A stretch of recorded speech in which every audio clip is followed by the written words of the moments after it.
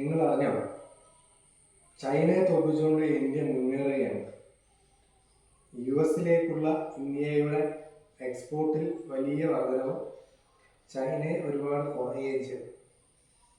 യുഎസിലേക്കുള്ള ഇന്ത്യയുടെ എക്സ്പോർട്ട് കഴിഞ്ഞ മാസം വളരെ നല്ല മുന്നേറ്റം ഉണ്ടാക്കി.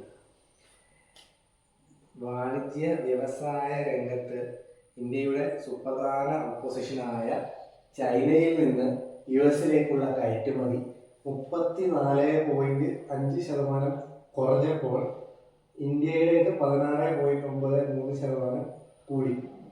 സ്റ്റീലിനും അലൂമിനിയത്തിനും US president Donald Trump tax ഏർപ്പെടുത്തിയെങ്കിലും ഇന്ത്യയിൽ നിന്നുള്ള എക്സ്പോർട്ട് കൂടുകയായിരുന്നു. $883 കോടി കയറ്റുമതിയാണ് കഴിഞ്ഞ മാസം ഇന്ത്യ യുഎസിലേക്ക് നടത്തിയത്. യുഎസിൽ നിന്ന് ഇന്ത്യയിലേക്ക് ഇമ്പോർട്ട് ചെയ്തത് $362 കോടി ഡോളറിന്റെ സാധനങ്ങളാണ്. അതായത് ഇന്ത്യയുടെ ലാഭം എന്ന് പറയുന്നത് $521 കോടി.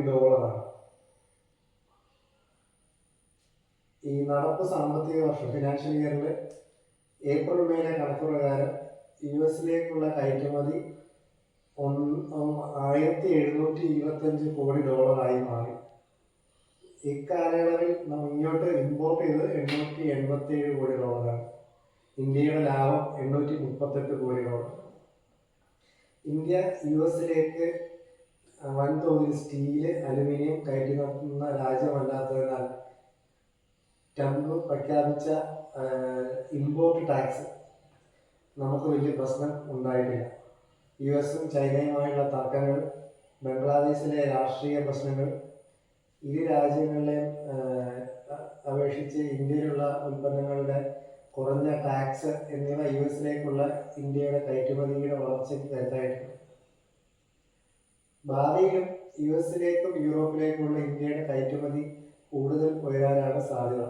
ഇന്ത്യയും യുഎസും തമ്മിലെയും ഇന്ത്യയും യൂറോപ്യൻ യൂണിയനും തമ്മിലെയും വ്യാപാര കരാറുകൾ യാഥാർത്ഥ്യമാകുന്നത് കൂടുതൽ ലാഭം ഇന്ത്യക്ക് നേടിത്തരും.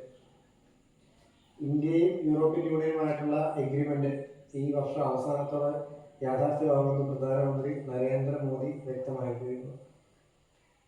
ഇന്ത്യ UK വ്യാപാര കരാറിന് സമാനമായി നിരവധി ഉൽപ്പന്നങ്ങളുടെ ടാക്സ് വളരെ കുറച്ച് മാത്രമാകുന്നത് ഈ ബിസിനസ്സിന് ഗുണം ചെയ്യും.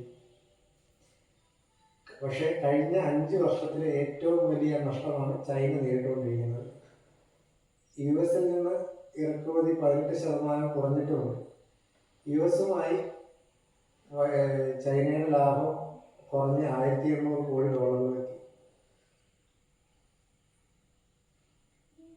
ചൈനയിലേക്കുള്ള കയറ്റുമതിയിലും ഇന്ത്യ വളർച്ച നേടിയിട്ടുണ്ട്. കഴിഞ്ഞ മാസം ചൈനയിലേക്കുള്ള ഇന്ത്യയുടെ കയറ്റുമതി 25% ഉയർന്നു. അതേസമയം ചൈനയിൽ നിന്നുള്ള ഇമ്പോർട്ടും 21.16% ഉയർന്നു. Singapore, Germany, Russia, Australia, Korea എന്നിവിടങ്ങളിലേക്കുള്ള ഇന്ത്യയുടെ കയറ്റുമതിയും മികച്ച വളർച്ച നേടിയെന്നാണ് കണക്കുകൾ സൂചിപ്പിക്കുന്നത്. കൂടുതൽ ഇന്റർനാഷണൽ ന്യൂസിന് വേണ്ടി ഞങ്ങളെ ചാനൽ സബ്സ്ക്രൈബ് ചെയ്യുക. ഇഷ്ടപ്പെട്ട like, share and subscribe. Thank you.